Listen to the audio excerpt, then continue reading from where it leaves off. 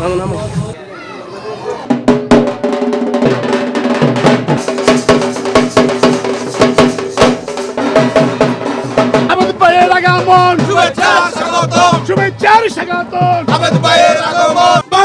জাতীয়তাবাদী দল বিএনপি কোম্পানিগঞ্জ উপজেলা বিএনপি যুবদল ছাত্রদল বার্তা নিয়ে এসেছেন।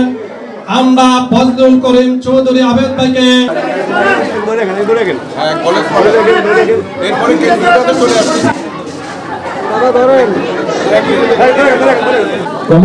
পূজা কমিটি আজকে শারদীয় অষ্টমী না, আমরা আসলে কোনো শঙ্কার মধ্যে নেই।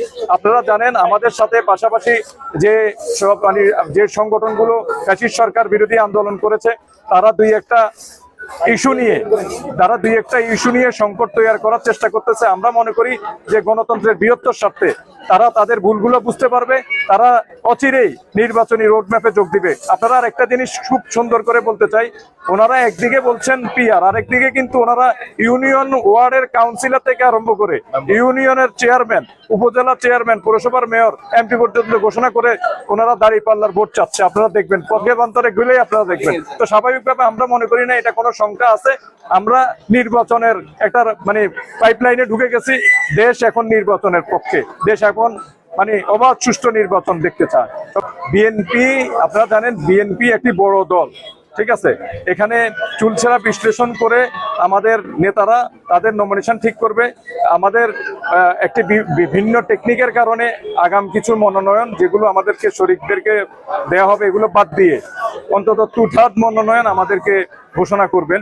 তো আমরা মনে করতেছি যে সেখানে আমাদের নোয়াখালীতে সবগুলো আসনে ঘোষিত হয়ে যাবে আগাম। তো এটা সম্ভবত অক্টোবরের এই পুজোর পরেই আমাদের চেয়ারম্যান সাহেব, অ্যাক্টিং চেয়ারম্যান সাহেব কাজ করতেছেন। আমরা মনে করতেছি অক্টোবরের 15 তারিখের মধ্যেই আমরা সেই সুসংবাদ সবখানে পেয়ে যাব। আমরা এতটুকু বলতে চাই, আপনারা দেখেছেন গত সপ্তাহে আমাদের দপ্তরের দায়িত্বপ্রাপ্ত নেতা সিনিয়র যুগ্ম মহাসচিব রুহুল কবির রিজভী ভাই একটি স্পষ্ট করে আমাদের প্রেস কনফারেন্স করেছেন। সেখানে বলেছেন যে দলের পক্ষ থেকে এখনো কাউকে মনোনয়ন দেওয়া হয় নাই, কোনো গ্রিন সিগন্যাল দেওয়া হয় নাই।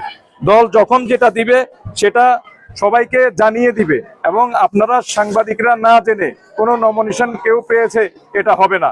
বিএনপি একটি পরিচ্ছন্ন স্বচ্ছ দল, আর একটি দলের সবচেয়ে গুরুত্বপূর্ণ বিষয় হচ্ছে নমিনেশন ঠিক করা। সেখানে একদম গোপনে, ঠিক আছে, কানে কানে নমিনেশন দিয়ে দিবেন সেই রকম ঘটনা ঘটবে না।